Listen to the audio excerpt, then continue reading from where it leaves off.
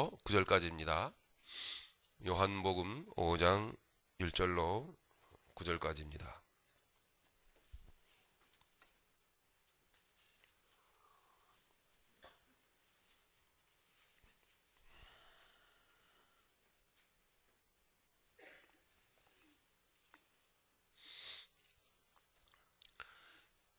이 말씀의 그 내용은 38년 된 병자를 만나신 예수님입니다. 여러분 많이 아시죠? 예. 베데스다 못가에서 38년 된 병자를 만나신 예수님, 이 주제입니다. 우리 5장 1절부터 9절까지 함께 봉독하시겠습니다. 그 후에 유대인의 명절이 있어 예수께서 예루살렘에 올라가시니라. 예루살렘에 있는 양문 곁에 히브리 말로 베데스다라 하는 못이 있는데 거기 행각 5이 있고 그 안에 많은 병자, 소경, 절뚝발이, 혈기 마른 자들이 누워 물의 동함을 기다리니 이는 천사가 가끔 못에 내려와 물을 동하게 하는데 동한 후에 먼저 들어가는 자는 어떤 병에 걸렸든지 낫게 되밀어라. 거기 38년 된 병자가 있더라. 예수께서 그 누운 것을 보시고 병이 벌써 오랜 줄 아시고 이르시되 내가 낫고자 하느냐. 병자가 대답하되 주여 물이 동할 때에 나를 못에 넣어줄 사람이 없어 내가 가는 동안에 다른 사람이 먼저 내려가나이다. 예수께서 가라사대 일어나 네 자리를 들고 걸어가라 하시니 그 사람이 곧 나아서 자리를 들고 걸어가니라. 아멘. 예, 9절 중상반절까지 보았습니다. 다음 줄 계속 연결해서 보시도록 할 텐데요. 그 후에 유대인의 명절이 있어 이렇게 5장 1절에 이렇게 시작합니다. 여러분 요한복음 1장 1절서부터 4장 우리 54절까지의 내용을 저보다는 좀 생각하면은 필름이 연결이 잘 안 되시겠죠? 5장 1절서부터 태초에 말씀이 계시니라. 그리고 이 말씀은 하나님과 함께 계셨느니라. 이 말씀이 세상을 하나님과 함께 창조하셨느니라. 그리고 세례 요한이 말씀을 소개합니다. 그 말씀은 곧 육체로 세상에 오셨습니다. 예수님이 말씀이신 예수님이 오셨다라는 말씀을 선포하고 있습니다. 그리고 예수님께서 이제 모델적 차원에서 우리에게 계속 사인을 보내십니다. 표적으로 보여주십니다. 가나의 혼인잔치. 기억나시죠, 여러분? 가나의 혼인잔치. 예. 가나의 혼인잔치. 물을 포도주로 바꾸신 사건입니다. 이것은 미러클이 아니고, 이것은 기적이 아니고, 이것은 사인입니다. 사인. 우리에게 뭔가를 보여주는 겁니다. 자꾸 뭔가를 암시하는 거죠. 자꾸 암시한다. 예. 계속 암시적으로. 이게 묘미가 있어요. 사인에 암시가 있는. 기적은 이건 별 묘미가 없어요. 기적은 여러분 속이는 겁니다. 마술, 마법. 예. 왜 표적은 그게 매력이 있죠. 그게 암시하는 게 있습니다. 예. 물을 포도주로 바꿔놓겠다.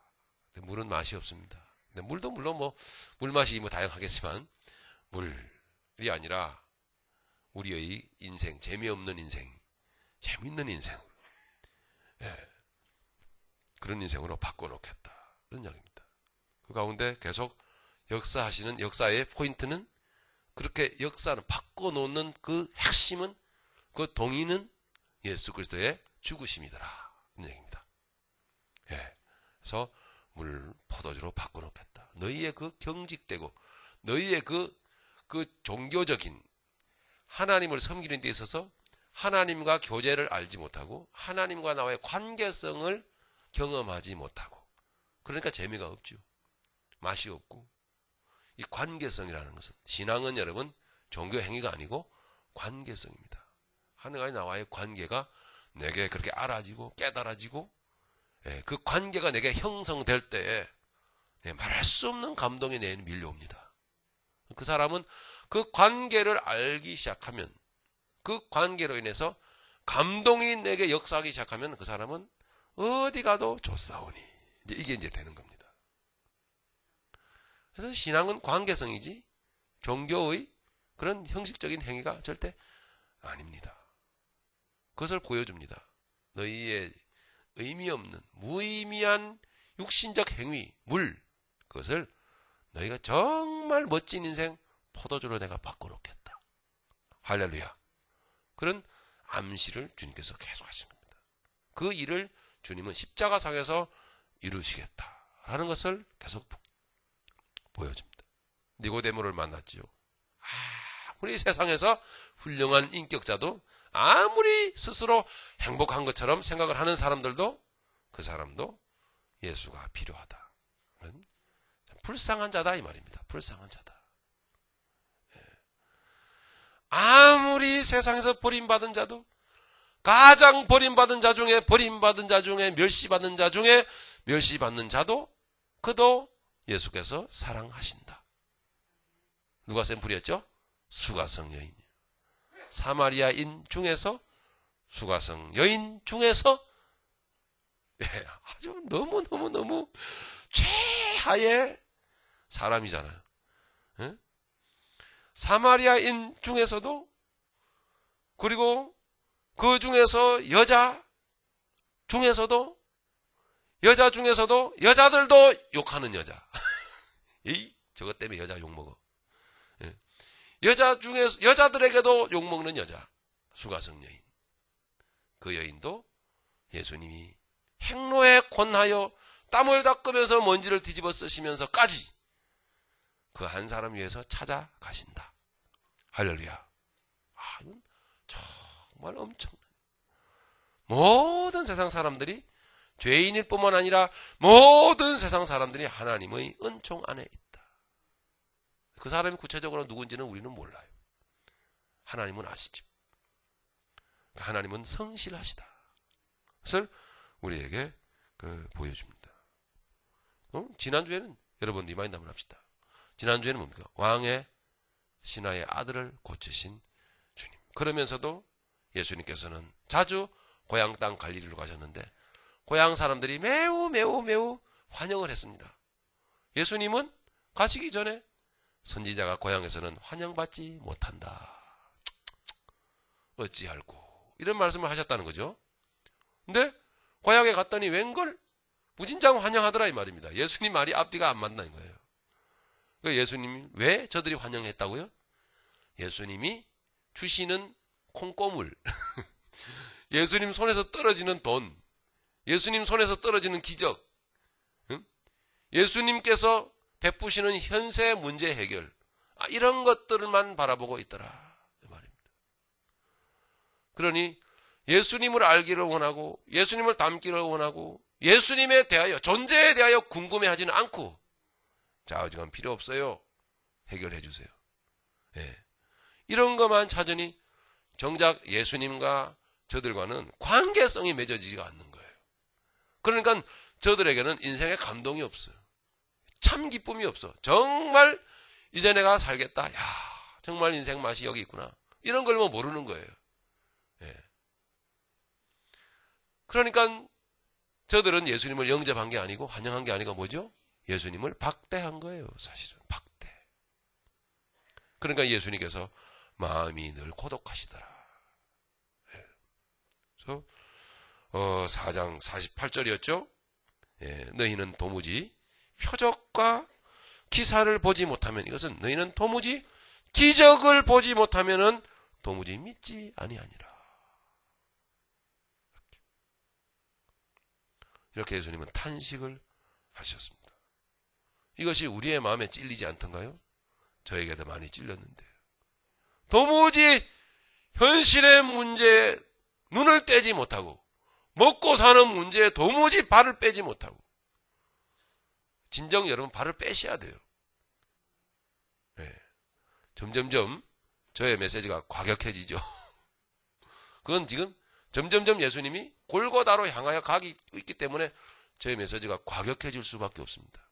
긴장이 되고 점점점 죽음을 향해서 가고 계신데, 이게 지금 요한복음이 얼마나 영적인 책인지 점점 7가지의 표적이 계속 완성되어 가면서 표적이 7가지 표적이 계속 펼쳐지면서 죽음을 향해서 가고 있는 거예요.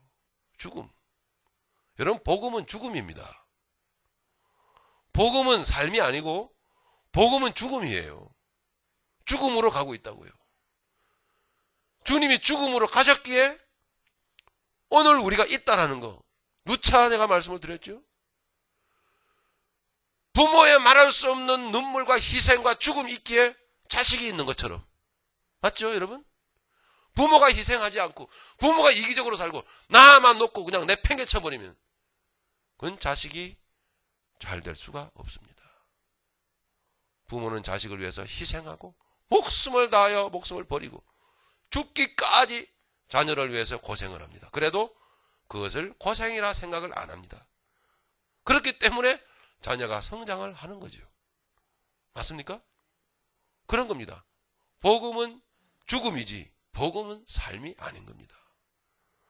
하늘의 밀이 땅에 떨어져 죽지 아니하면 하늘 그대로 있고 죽으면 많은 열매를 맺느니라. 할렐루야. 복음은 죽음인 것입니다. 이걸 반드시 우리가 기억해야만 합니다. 성경 많은 곳곳에서 너희가 죽고자 하면 살 것이요 너희가 살고자 하면 정녕 죽으리라. 이게 도대체 무슨 얘기겠습니까? 너희가 육을 붙들고 육중심으로 달려가면 너희는 육도 죽고 영도 죽는다. 너희가 십자가 앞에서 육을 굴복시키면 육을 포기하면 영이 살고 육도 덩달아서 산다. 할렐루야. 이것을 철저히 우리에게 가르쳐주는 거예요. 악한 것은 말이죠. 예, 재탕 삼탕에도 계속 들으세요. 자꾸 여러분 세뇌돼야 됩니다. 나쁜 것은 가만히 있으면 저절로 됩니다. 아이들 가만 놔둬 보세요. 전혀 터치 안 하고 가만히 하고 싶은 대로 한번 해봐라. 어느 아예 상관당으로 놔둬 버렸어요. 그 아이가 자동적으로 선하게 될까요? 안 됩니다. 악한 것은 가만 놔두면 자동으로 됩니다. 그러나 선한 것은 땀 흘려야 됩니다. 선한 것은 책망받아야 되고 선한 것은 매맞아야 되고 선한 것은 연단이 있어야 되는 것입니다.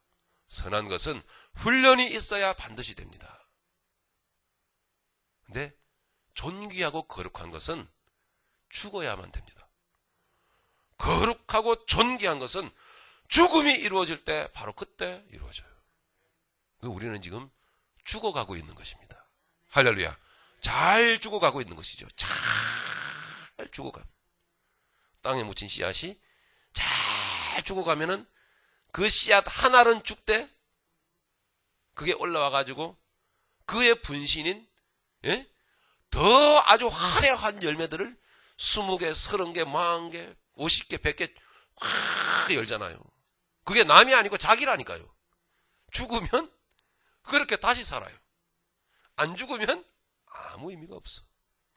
그래서 예수님이 죽으신 거죠. 너희가 도무지 육신만 붙들고 도무지 생명은 너희가 모른다. 점점 메시지가 좀 강화되고 있고 구체적이고 그리고 강해지고 있는데 여러분 참 기독교 신앙과 이방 종교는 어떻게 다르다고 했죠? 이방 종교는 어떻습니까?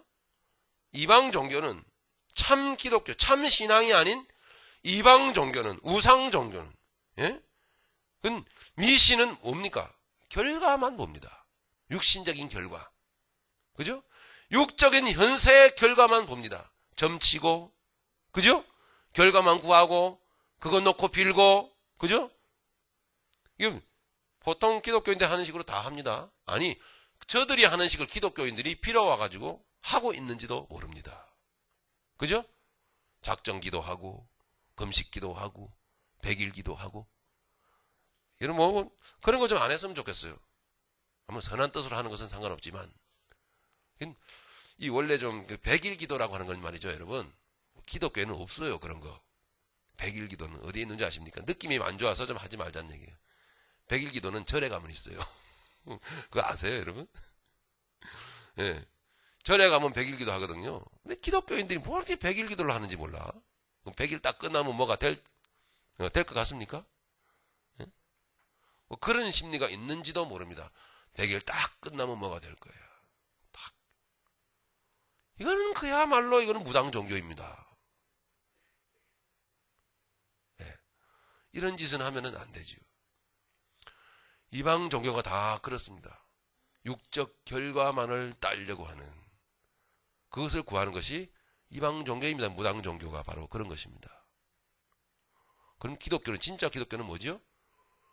과정, 인생의 과정을 통해서, 삶의 과정 속에서, 그 속에서 하나님이 생명적으로 개입하셔서 때리시고 어루만지시고 격려하시고 그리고 소망 주시면서 이끌어 가시면서 존재를 세워 가시는 겁니다. 할렐루야. 아, 복된 인생을 살게 하십니다. 내 존재가 그렇게 변화. 예. 그게 진짜 기독교입니다.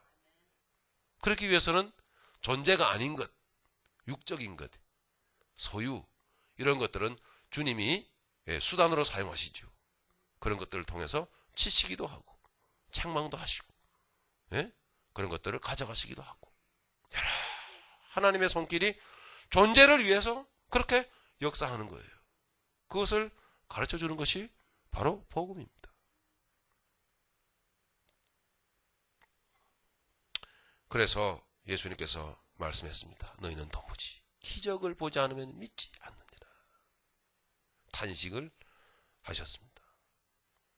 예수님이 말씀했습니다. 가라, 내 아들이 나았다. 예수님께서 쓸쓸한 마음을 표현을 하셨습니다. 자, 5장 보니까 그 후에 또 이게 뭡니까? 세 번째 표적입니다. 세 번째로 예수님께서 암시하고 계시는 겁니다.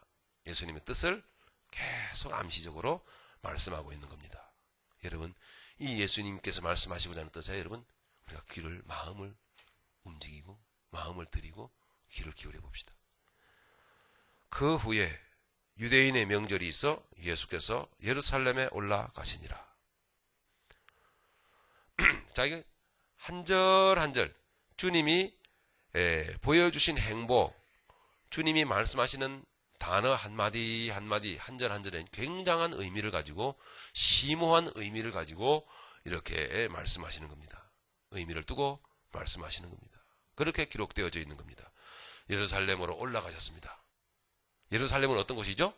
하나님 섬기는 사람들이 있는 곳이죠. 그죠? 예루살렘은 어떤 곳입니까? 니고데모. 그죠? 뜸을 떠올려보십시오. 니고데모 같은 사람들이 거기에 많은 사람들입니다. 예루살렘은 어떤 곳입니까? 종교인들이 많이 운집해 있는 곳입니다. 하나님 믿는다고 하는 사람들이 거기 아주 집단적으로 모여 있는 곳입니다. 예루살렘. 유대인의 명절이, 이게 무슨 명절인지는 모르겠어요. 왜? 알 길이 없습니다. 어쨌든 유대인의 그 명절이 있어서 예수께서 예루살렘으로 올라가셨습니다. 올라가신 이유를 아시겠죠? 왜 올라가시니? 뭔가를 지금 하시려고 하는 거예요. 계획 가운데 2절 예루살렘에 있는 양문 곁에 문입니다. 양의 문입니다. 양문 곁에 히브리 말로 베데스다라 하는 못이 있는데 거기 행각 5이 있었습니다. 행각 5이 있었습니다. 행각이라고 하는 것은 이렇게 마치 무슨 누각 같은 본당이 있는데, 본체가 있는데 본체로 연결되는 이렇게 만들어 놓은 누각 같은 이런 것들을 의미하는 거죠. 행각 5이 있는데 그 안에 많은 병자들이 있었습니다. 자, 그리고 소경이 있었고 절뚝발이가 있었고 혈기 마른 자들이 누워서 물의 동함을 기다리고 있었습니다. 그런 예루살렘에 많은 병자들이 있었습니다. 예수님이 저들이 있는 곳으로 가셨습니다. 무엇을 의미할까요? 세상입니다. 세상. 우리에게. 세상 중에서도 안타깝게도 가장 세상과 구별되어야 될 곳이 어디죠? 바로 교회입니다. 하나님 믿는다고 하는 사람들. 그리로 가보니까 뭐죠? 웬 환자들이 이래 많은지, 웬 병자들이 이렇게 많은지, 웬 소경들이 이렇게 많은지.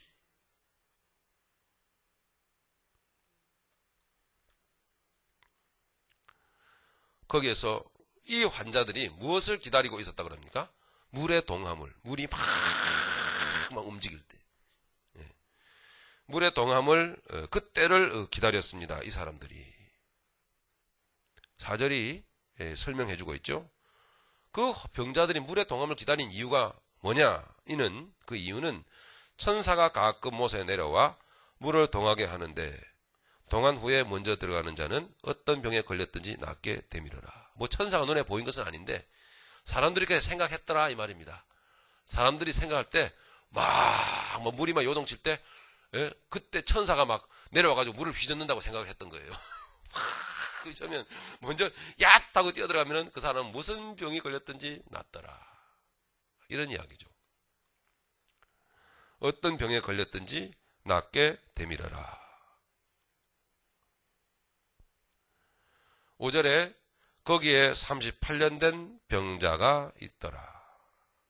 네, 이렇게 5절까지 기록되어 있습니다. 자, 이 말씀, 여기까지의 이 말씀. 마지막에 거기에 38년 된 병자가 있더라. 이 38년 된 병자는 불행한 사람일까요? 아니면은 복된 사람일까요? 여러분 한번 생각해 보세요.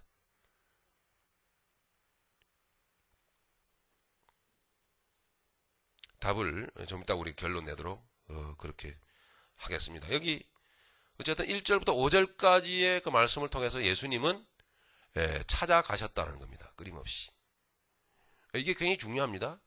찾아가셨다. 예수님은 그저 의미 없는 행동을 하신 적이 한 번도 없습니다. 반드시 예수님이 행동하실 때는 의미 있는 행동을 하십니다. 이것은 우리가 쉽게 이해할 수 있어요. 우리가 점점 우리가 하나님의 뜻대로 우리의 그 존재가 변화되어져서 과거에 본능적으로 울뚝불뚝 그냥 막 감각적으로 육신의 감각으로 행하던 사람이 윤리적인 사람으로 바뀌고 그래서 생각하게 되고 그래서 도덕을 알고 그래도 인격적인 삶을 알고 이렇게 바뀌어져 가면서 그 과정 속에서 더욱 하나님의 역사에서 진리가 열리고 진리의 눈이 열려져 가면서 진리를 소유한 자가 되어 가면서 우리의 삶이 그렇게 예수님처럼 닮아져 가게 되어 있습니다. 전에는 의미가 없어요.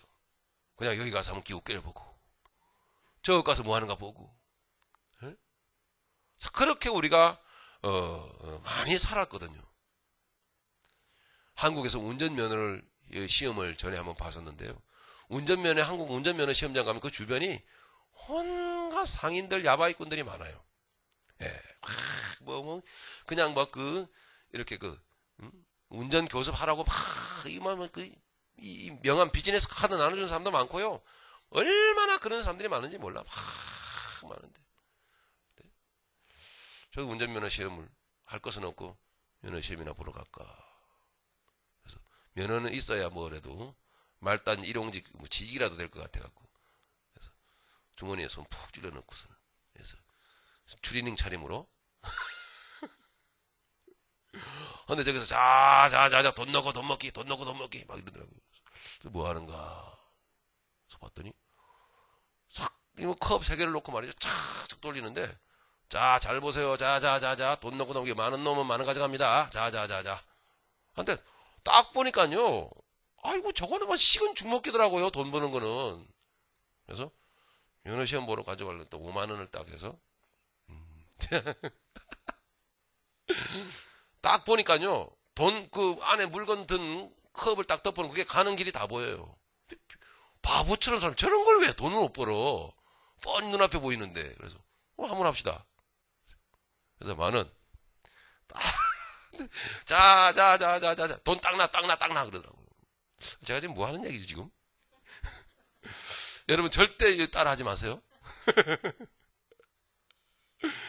딱 분명히 딱 가운데야. 오케이 딱.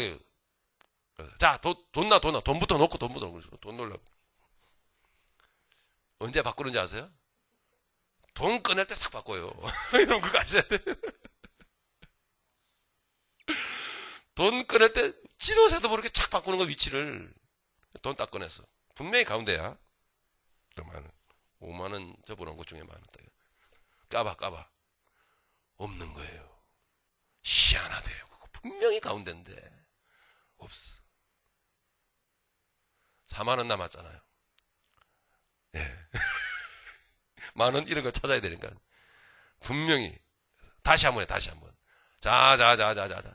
그러니까 4만원이 너무너무 아까운 거야. 다시 딱 접어서 집어넣어놨다가 자 돈 넣고 돈 넣기. 그래서 사람들이 막 따는 거예요. 따는데 이상하게. 그 따는 사람들이 어떤 사람들이 아시죠? 바람잡이들. 다 한패예요. 여기 고개를 끄덕끄덕 하는 분들이 다 속으신 분들이. 다 한패라니까 일부러 잃는 거예요, 그게. 요번에는 분명히 딱 봐. 아까운 돈. 4만원 중에 2만원. 또 없어. 희한하대, 그거. 분명히 거긴데. 없어. 2만원 딸랑 남았어요. 큰일 났다. 에이씨. 어차피 이 돈 갖고는 못할 거. 마지막 한 판 더. 5만원이 그냥 삽시간에 홀락 날라가. 분명히. 그리고서는 또 속이 상해가지고 계속 보고 있었죠. 가라는 거예요. 갔다가 보니까, 어떤 사람은 또 돈을 잃는데 보니까, 분명히 그 자리지. 근데 그 사람 또 지갑이 오는 동안에 싹 바꿔. 그게 보이더라고. 아주 속이 부글부글 끓는데 뭐, 어떻게 할 수가 있어야죠. 예? 다들 아주 깡패 같은 사람들이 주변에 서가지고, 윽박 지르는데. 다른 얘기가 아니고요. 이건 좀 한심한 이야기지만, 육신적으로 산다는 것이 이렇습니다. 어디 좀 먹을 거 있나 없나 기웃거리고. 남들이 지금 한다면 그거 잘 된다니까 그거 한번 해볼까. 한번 해보고. 여보 돈 좀 빌려와. 아주 돈 빌려가지고 그거 한번 해보고. 홀랑 날리고. 우리의 이 삶이 말이죠. 뭐 이렇게 마치 야바이꾼에 홀리듯 이렇게 살아요. 진짜로 야바이꾼이 있어요. 우리 옆에. 그게 바로 마귀입니다. 마귀. 자꾸 마귀가 중심 잡고 못 살도록 자꾸 이렇게 정신을 혼미하게 만들어요. 기웃. 아무것도 없는 거예요. 아무것도 없어요. 없는데 자꾸 기웃거리게 만들고 결과적으로는 자기 자리로 다시 돌아오면 아무것도 없어요. 이게 도대체 뭡니까?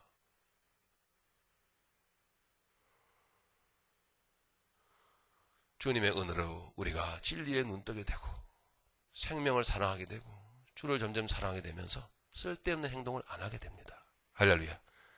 그것이 보이기 때문입니다. 다 부질없는 짓이야. 그런 거 안 해. 이제 최소한도 여기까지는 가야 우리의 인생이라고 할 수가 있겠죠. 본문에 우리가 읽은 부분까지 곧까지 본문의 내용 바로 그런 것입니다. 무진장 하나님 믿는다고 하는 사람들은 많은데 웬 환자들이 이렇게 많은지, 웬 환자들이 무진장 많은 겁니다. 인생 그 자체가 시체의 언덕이라고 하는 것입니다. 인생 자체가 그죠? 죽음의 바다다. 전신의 시체라는 것을 주님은 보여줍니다. 여러분 보십니까? 지난주에 타주에서 여러분 어떤 분이 평신도 어떤 분이요, 여자분이 전화가 왔습니다. 그래서 영성훈련에 그 훈련이 얼마나 귀한지 모릅니다. 모르는데 여기도 영적인 교회가 그렇게 세워지면 얼마나 좋겠습니까? 거기가 어디라더라? 오레곤이라던가. 예, 오레곤에서 전화가 왔었습니다. 무기한데 한인교회가 그렇게 몇 안 된대요. 네, 많지 않은데 저희가 영성훈련하면서 보니까 목사님들이 모이잖아요. 목사님들이 모이는데 모여서 무슨 연합회 한다고 이렇게 모여서 모이는데 서로 겉으로는 연합회하고 뭘 회의를 하고 모여서 무슨 행사를 하지만 서로 속으로는 상대방 교회가 언제 깨지나 그거 기다린대요. 실제적으로 그런 일들이 많이 있고, 교회 깨지면 그 성도들이 어디로 갑니까? 예? 어부지리로? 예. 단 몇 가정이라도 흘러올 거 아닙니까? 그럴 가능성이 있잖아요. 예. 그런 가능성을 보고 저 교회가 언제 깨지나 그거 기다리고 있대요. 목사님 앞에서 제가 참 불경스러운 얘기를 합니다만은 사실입니다. 너무 가슴 아픕니다. 여러분, 이런 정말 그 가슴 아픈 이 시대를 우리가 살고 있습니다. 부패한 종교계, 부패한 정치계, 아주 서로 이게 행하는 걸 보면, 그분은 그럴 수밖에 없겠지만, 그죠? 하는 거 보면 정말 가슴 아파요. 여러분, 누가 옳고 누가 그럽니까? 만약에 여러분들 한국에서 여러분 사신다면 어느 정당을 찍으실 것 같아? 누구 손을 여러분 들어주실 것 같습니까? 개인적으로, 진리적으로 봤을 때 그냥 자기 욕심일 뿐이에요. 다. 예. 나를 안 알아주고 내 욕심이 채워지지 않으면은, 내 뜻이 관철되지 않으면은 다 속상하는 거예요. 돌아서고. 그게 가슴 아픈 일이죠. 무슨 소망이 있습니까? 한국의 청소년들 3,000명을 대상으로 앙케이트 조사를 했는데요. 86%가, 여러분 놀랄만한 퍼센티지입니다. 86%가, 청소년 86%가 장래에 뭘 해야 될지 소망이 없대요. 생각해 본 적도 없고 생각하기도 싫고 생각도 안 합니다. 자그마치 86%가. 그 학생들이 거의 대부분 어떻게 하루하루를 살아가느냐. 하루에 3시간 내지 4시간 컴퓨터 앞에서, PC방에서 그 매캐한 담배 냄새나고 그 분위기 안 좋은 쾌쾌한 데서 3시간, 4시간씩, 평균입니다. 평균 서너 시간씩 그 앞에 앉아서 컴퓨터 게임에 몰두하고 인터넷에 몰두하고 동영상에 빠져들고 몰두하고 그렇게 삽니다.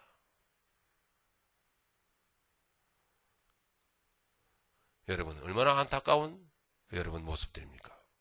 저들이 자라서 사회 일원이 되고 사회 구성원이 되고, 여러분 회사를 경영하고 뭐 또 일을 하게 되겠죠. 저들 중에 또 정치가가 나올지도 모릅니다만은, 저들 중에 혹시 또 종교인이 나올지는 모르겠습니다만은, 안타까운 일들입니다. 교육계, 우리가 전문가는 아니고 제가 전문가는 아니지만 얼마나 안타까운 일들이 많습니까? 어디에 소망이 있을까요? 이 말씀은 소망이 없다는 걸 보여줍니다. 세상은 소망이 없다. 보여줍니다. 즉 1절부터 이 5절까지의 말씀은 하나님의 형상을 떠난 인간은 결코 세상에서 행복할 수도 없고, 하나님의 형상을 버린 인간은, 하나님을 버리고 살아가는 인간은 그건 사람이 아니다라는 것입니다. 사람이라고 하는 것은, 말은 하나님의 형상으로 지어진 존재라는 뜻입니다. 그게 바로 사람이라는 말이에요. 사람이라는 이름이 의미하는 것이 바로 하나님의 형상을 가진 존재라는 뜻입니다. 그게 바로 사람입니다. 그러니까 세상은 사람이 없는 거예요. 사람의 모양을 하고 사는 사람들은 있는데, 인간은 있는데, 인간은 넘쳐나지만 그 가운데 사람을 찾아보기가 힘들어요. 이런 세상을 보여줍니다. 오늘 말씀을 통해서. 하나님께서는 하나님의 형상으로 흙을 빚으시고 난 다음에 하나님의 형상을 그 안에 집어넣으셔서 사람이 되게 하셨어요. 그래서 그 형상을 가지고 세상을 하나님의 뜻을 쫓아서 그렇게 살게 하여 주셨습니다. 하나님이 그 안에 계시니까, 창조주 하나님이 계시니까 인생이 날마다 창조적으로 긍정적으로 변화하지요. 할렐루야. 그 인생. 그런 인생이 이 세상에 충만해져야 되는데, 그것이 아니고 파괴적이고 소모적이고, 그죠? 그와 같은 세상이 점점 되어져 가고 있다는 것을 우리가 세상을 보게 됩니다. 그것을 이 말씀을 통해서 우리는 보게 됩니다. 자, 그 사람들이 바라고 원하는 것이 뭐였습니까? 이 환자들이 바라고 원하는 것이 저 베데스다 연못을 바라보면서 어찌하든지 그것만 주시하고, 예? 저 물이 움직일 때, 물이 동할 때만을 바라보고서는 거기에다만 눈길을 고정시키고 살고 있다. 그것만 바라보고 살고 있더라 말입니다. 그게 뭡니까? 한탕주의, 기적주의. 그것만 바라보고 사는 겁니다. 바로 지난번의 말씀이 그대로 재현되고 있는 겁니다.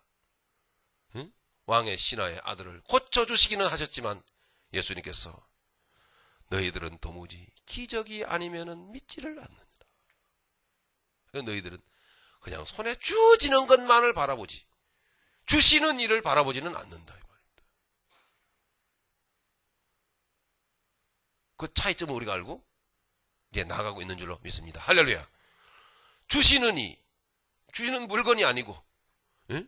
주시는 일을 바라보고 그를 궁금해하고 그에게 관심을 기울이고 살아가는 우리의 인생의 과정인 줄로 그렇게 믿는 거예요. 그것이 복음에 합당한 생활입니다. 사람들은 기적만 그렇게 바랐습니다. 모든 사람들이 인생의 육신의 문제에 이 해결 여기에만 초점 맞춰서 육신적으로 그렇게 뛰어가고 또 달려가고 계속 달려가고 있습니다. 엄밀히 말씀을 드립니다. 이런 인생은 예수님과 상관이 없습니다. 여러분에게 감정이 상하시거나 기분 나쁘셔도 어쩔 수가 없습니다. 여러분들이 붙들고 있는 그 인생의 문제를. 그것 때문에 믿음의 영적인 진보가 이루어지지 않고 매일 제자리 걸음을 계속 하고 있는 것은 바로 여러분 행각에 걸터 앉아가지고, 병들어서 행각에 걸터 앉아서 저 물이 언제쯤 동하나 그것만 쳐다보고 앉아있는. 그래서 물이 동하면 어떻게 해요? 끄집어 내리고 뛰어들려고 하는 끄집어 내리고 밟아서 차고 눈으로 쑤시고 그러면서 내가 먼저 뛰어들어가서 낫겠다고 하는 그와 같은 악하고 추하고 더러운 모습을 가지고 기적만 바라보고 있는 그와 같은 모습과 똑같은 건 어떡합니까? 그 중에 4절 마지막 부분에 38년 된 병자가 있더라. 38년 된 병자. 38년 된 병자는 38년 동안 정말 불쌍한 자였다 이 말이죠. 이게 38년 된 병자가 그 중에 있더라. 이게 벌써 포커스가 쫙 좁혀졌죠, 그죠? 좁혀. 예루살렘에서 행각에서 많은 환자들 중에 38년 된 병자로 쫙 좁혀들었어요. 예수님의 뜻이 여기에 이렇게 아주 이렇게 철저하게 예수님은 38년 된 병자를 찾아가신 겁니다. 찾아가셨어요. 38년 된 병자가 있더라. 이게 무슨 뜻일까요, 여러분? 인생들을 향한 여호와 하나님의 거룩하신 뜻이 여기에 기록되어 있는 겁니다. 이 38년 된 병자는 38년 전에 병이 들었겠죠, 그죠? 병이 들어서 38년 동안 이 병이 고쳐지지 않고 계속 진행이 되어 간 겁니다. 나이도 들어갔을 거 아닙니까, 여러분? 그죠? 그러니까 만약에 보통 병 20대는 병이 별 잘 안 들죠. 무슨 병이 걸렸는지 몰라도 20대 중반, 30대 한 중반 정도면 좀 그죠? 30대, 40대. 이러면 38년이면 몇 살입니까? 70대 후반, 80대예요. 그럼 인생 다 보내고 이게 무슨 얘기입니까? 점점 죽어갔더라 이 말입니다. 그 사람 소망이 없어요. 이제. 남들처럼 먼저 물에 뛰어들 기력도 없고 들어갈 수도 없어요. 자리에 들어누워 있는 사람이에요. 소망이 전혀 없는 완전히 죽음 가운데로 완전히 이제 끝장나버린 인생, 그런 인생을 보여주고 있는 겁니다. 그런데 이런 38년 된 병자를 예수님이 만나서 고쳐주었더라. 이게 여러분 주님이 말씀하시고자 하는 본 뜻이 아니에요. 절대로. 정말 주님의 본뜻은 뭐냐면은 주님은 이미 창조주 주님은 예수님 그분은 이 사람을 다 알고 있는 겁니다. 할렐루야. 이 사람을 이미 다 알고 있어요.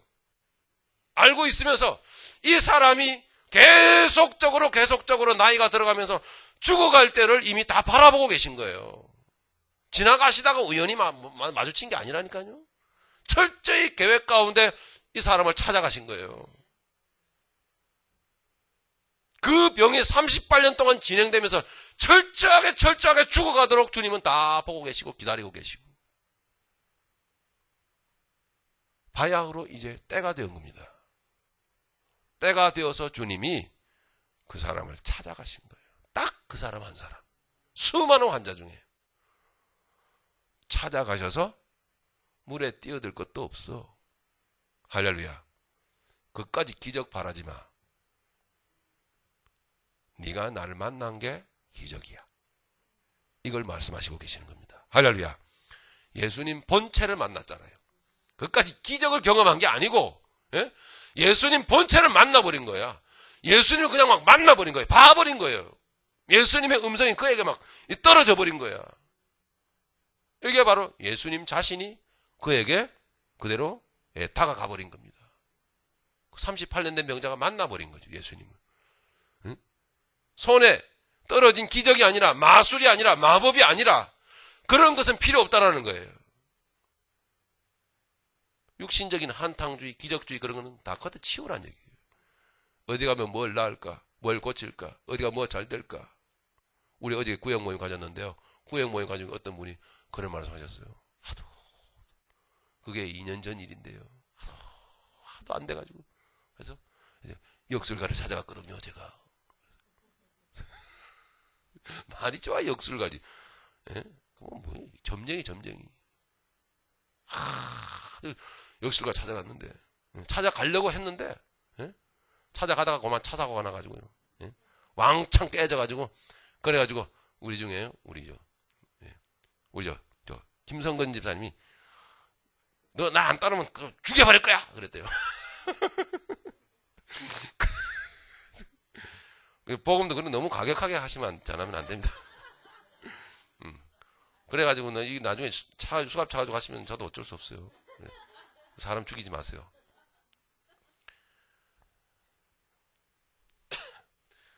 그런 거 이제 관두란 얘기입니다.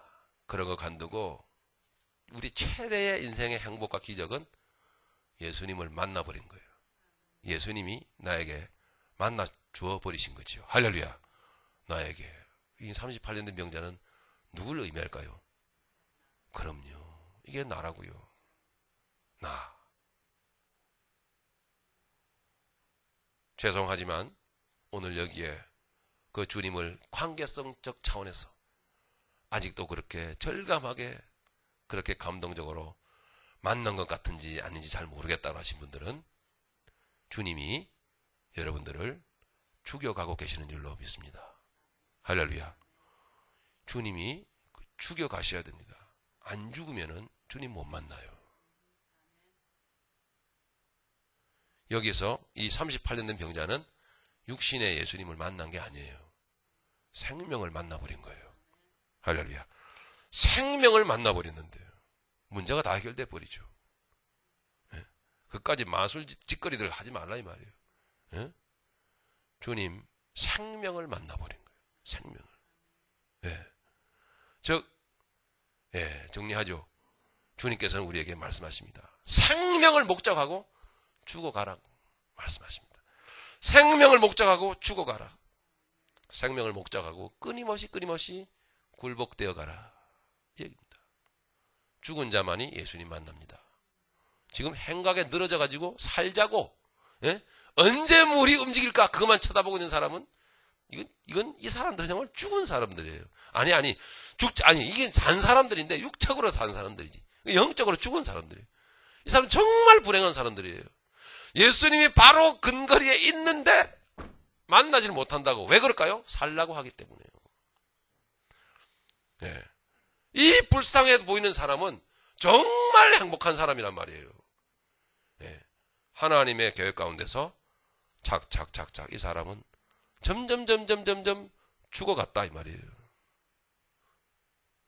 그래서 38년 40년 가까이 완전히 죽어갔을 때 이 사람이 완전히 이제 시체가 되어버렸어. 그럴 때 때가 되었구나 하고 주님이 그에게 다가가신 거죠. 네가 낫고자 하느냐. 할렐루야. 네가 낫고자 하느냐. 주님이 네 자리를 들고 걸어가라 한 말씀 끝나버렸어요. 예, 여기에는 심오한 뜻이 들어있습니다. 이 38년 된 병자를 고치시고 이 사람이 자리를 들고 걸어갔다 끝이에요. 여기에 뭐 설명이 없어요. 어떻게 나았다, 뭐 어떤 하나님이 어떻게, 예수님이 어떻게 해가지고 나았더라, 이 사람이 들고 나중에 뭐 했더라, 뭐 이런 내용이 없고 그냥 끝난 거야. 이 사람은 예수님 몰라. 예수님 자신이 누군지 알려주지도 않았어요. 그거로 끝이야 그냥. 이게 다소 너무 싸늘하게, 그죠? 무서울 정도로 간략하게 끝나버리고 말았어요, 말씀이. 거기에는 더 무서운 뜻이 들어있어요, 사실은. 여지껏 말씀드린 겁니다. 38년은 허무한 인생이 아니라고 하는 사실입니다. 반드시 기억하십시오. 이 사람은 저주받은 사람이 아니고 가장 복받은 사람이에요. 가장 복받은 사람. 이 사람은 38년 동안 병이 들면서부터 38년 동안 죽어갔어야만 되었다고요. 여러 가지 영적 차원에서 여러 가지 문제와 조건과 환경과 사건 가운데서 우리는 깨지고 당하고 상하고 책망받고 채찍맞고, 예? 잃고 병들고. 그런데 그게 결국 모든 사람이, 모든 인류가 여기 행각에 늘어진 사람들처럼 모든 사람이 그 길로 사실 가야만 하는 것이었어요. 사실은. 우리가 다 그랬잖아요. 이 사람은 진정 행복한 사람이라고요. 정말 행복한 사람.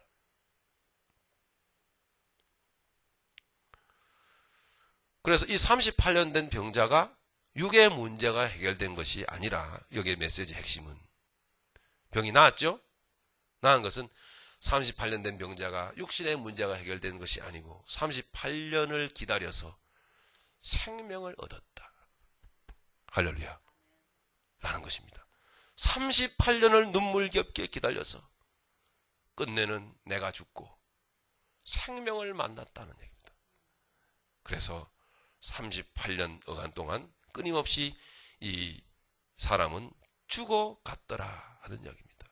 그게 하나님의 플랜입니다. 그래서 하나님은 오늘 우리에게 말씀을 통해서 죽음을, 너의 패배를, 너의 쓰러짐을, 너의 실패를 긍정해라, 이렇게 말씀하고 있는 겁니다. 이렇습니까? 가진 거 없으세요? 건강하던 몸이 여러분 병들었습니까? 전에 없던 병 때문에 고생하십니까? 환경이 전에 같지 않습니까? 그건 내가 38년 된 병자에 해당하는 사람이다. 그것은 38년 된 병자처럼 그렇게 복된 길로 내가 걸어가고 있다는 것이 사실이에요. 어차피 우리의 몸은 낡아져 병들어 땅에서 죽게 됩니다. 주님이 우리에게 말씀하십니다. 우리의 낡아짐과 우리의 병듦과 우리의 잃어버림과 우리의 상함, 이 모든 것들을 하나님의 은총, 하나님의 축복으로 여기라, 이런 이야기입니다. 가져도 가지지 않은 자처럼 삽시다. 그래서 인생은 정말, 여러분, 정말 겸허해야 하는 것입니다. 막 살면 안 되는 것이죠. 정말 귀한 것입니다. 네. 이 사람은 38년을 기다려서 생명을 만나게 됐습니다. 결론입니다. 예수님은 오늘 누가 제대로 죽어가고 있는가 보고 계십니다. 누가 제대로 죽어가고 있는가? 예. 누가 죽었는가 보고 계십니다. 그 사람이 죽었으면 주님은 즉시로 만나러 가십니다. 할렐루야. 즉시로 만나러 가십니다. 그 사람은 생명을 만나게 됩니다. 제가 그러니까 우리의 인생은 이 과정적인 하나님의 존재를 세우는 과정이다라는 것입니다. 끊임없이 저는 세워져 가고 존재가 끊임없이 여러분들의 존재가 세워져가는 과정이 바로 신앙이다. 하나님은 우리의 존재를 세워가시기를 원하십니다. 예, 우리도 하나님의 그 뜻에 초점을 맞춰서 나아갈 때에 우리가 정말 주님과의 나와의 관계성 속에서 주님을 내가 만나게 되고 관계성 속에서 진정한 신앙이 바로 이것이다라는 것을 알게 될 때가 반드시 우리는 그것을 맛보고 있으며 더 많이 관계성 속에서 맛을 보아야 됩니다. 그러므로 우리는 죽어가야만 한다는 것입니다. 할렐루야. 예, 38년 동안 적어도 우리는 철저하게 죽어가야만 한다는 것을 주님께서 이 간단한 메시지를 통해서 네가 낫고자 원하느냐? 오케이. 자리 들고 걸어가라. 끝. 왜 그렇습니까? 생명을 만났기 때문에 더 이상 토를 달 필요가 없는 거예요. 우리가 생명을 만나게 되면 진리를 소유하게 되면 그 사람은 부유한 자예요. 예. 진짜 부유한 자는 진리를 가진 자가, 진리를 안 자가, 진리에 눈 뜬 자가 부유한 자입니다. 진짜 가난한 자는 돈이 없는 자가 아니고 진리가 없는 자가 가난한 자예요. 진리를 모르는 자가 가난한 자, 생명을 모르는 자가 가난한 자, 하나님을 믿는다고 하면서도 관계성이 뭘 의미하는지를 모르는 자가 가장 불쌍한 자요. 행각에 늘어진 이 환자들처럼 기적만 바라고 육적인 것만 바라보고 떨어지는 콩고물만 자꾸 바라고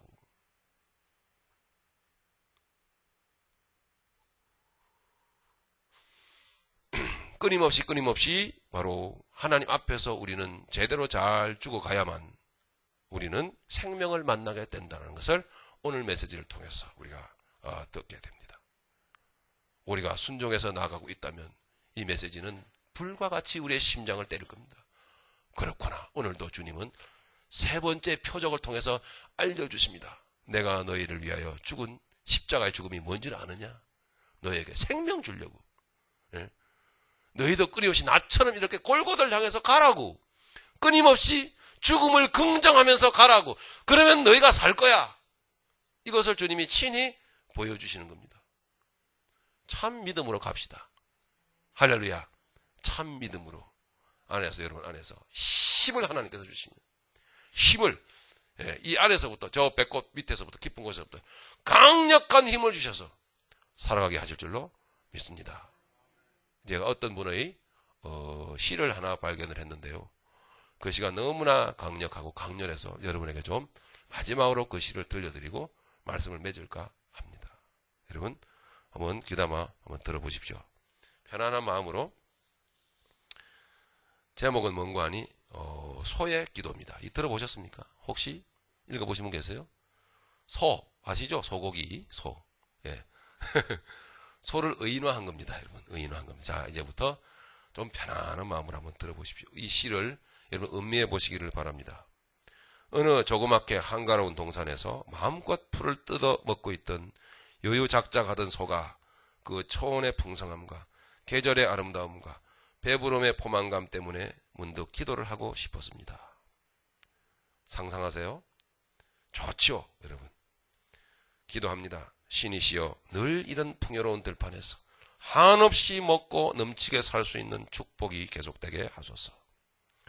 고통과도 상관없고 결핍과도 영원히 거리가 먼 존재가 되게 하소서. 그런데 그 기도를 드린 다음 날 그 소는 푸른 초장이 아닌 낯선 트럭에 실려 어느 먼 곳으로 가게 되었습니다. 아뿔싸. 생전 듣지 못했던 이상한 기계 소리와 낯선 소음 사람들의 소리만 점점 가깝게 들려왔습니다. 그 길은 도살장으로 가는 길이었습니다. 기도를 한 바로 그 다음 날이었습니다. 참으로 이상했습니다. 살기 위해 드린 기도가 죽기 위한 기도가 되어버렸습니다. 당황한 소는 뒤늦게 잘못된 기도 드린 것을 후회했습니다. 그냥 아무런 욕심 없이 주어진 풀이나 뜯어먹고 살 것인데 괜히 쓸데없는 행복을 꿈꾸다가 목이 날아갈 입장에 놓이게 되었습니다. 갑자기 하늘이 노랗고 모든 것이 어지러웠습니다. 현기증이 온 존재를 덮어 비틀거렸습니다. 그 한적했던 동산이 무척이나 그리웠고 사무치게 생각났습니다. 그러나 그런 생각도 할 겨를도 없이 공중에서 큰 기계 같은 칼이 내려와 자신을 덮을 때 손은 또다시 긴급히 기도했습니다. 신이시여, 그냥 큰 고통 없이 단번에 죽게 해주시옵소서. 그런데 자신의 기도와 상관없이 갑자기 수많은 칼들과 손들이 다가와 자신을 사정없이 해체시켰고 이제 소의 몸은 수많은 조각으로 나누어져 버렸습니다.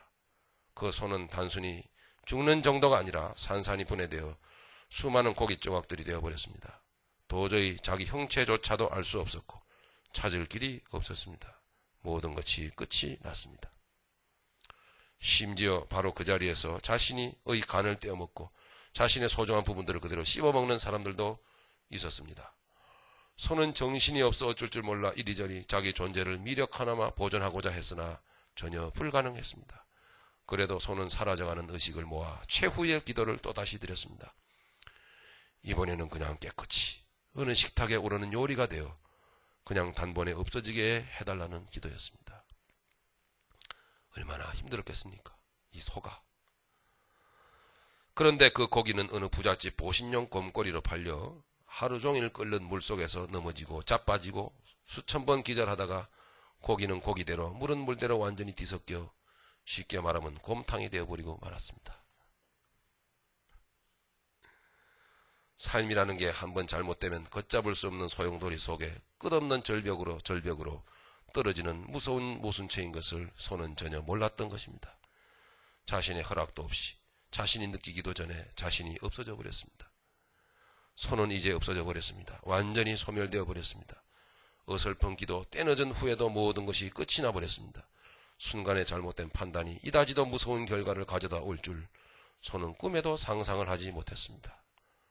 손은 죽었습니다. 그 동산에서 여유롭게 삶을 누리던 손은 운명을 달리했습니다. 자신의 존재가 없어져 버렸습니다. 무엇이 어떻게 되었는지도 모르게 모든 상황이 완전히 끝이 났습니다. 그러나 한 가지 이상한 것은 그때부터 고통이 느껴지지 않았습니다. 고통과 상관이 없어졌습니다. 그보다도 행복이 느껴졌습니다. 동물성이 아닌 하늘성이 느껴졌습니다. 죽는 것은 비극이 아니고 짐을 덜고 가벼워지는 것임을 알았습니다. 없어지는 것은 맑아지는 것입니다. 사라지는 것은 정결해지는 것입니다. 한 번도 살아보지 못했고 가보지 못했던 삶이 바로 그 자리에 있었습니다. 바로 그 자리에 생명이 줄줄 흘러내리고 있었습니다. 그때 그 동산의 풍요로움보다 더 깊은 부요함이 바로 그 자리에 가득 채우고 있었습니다.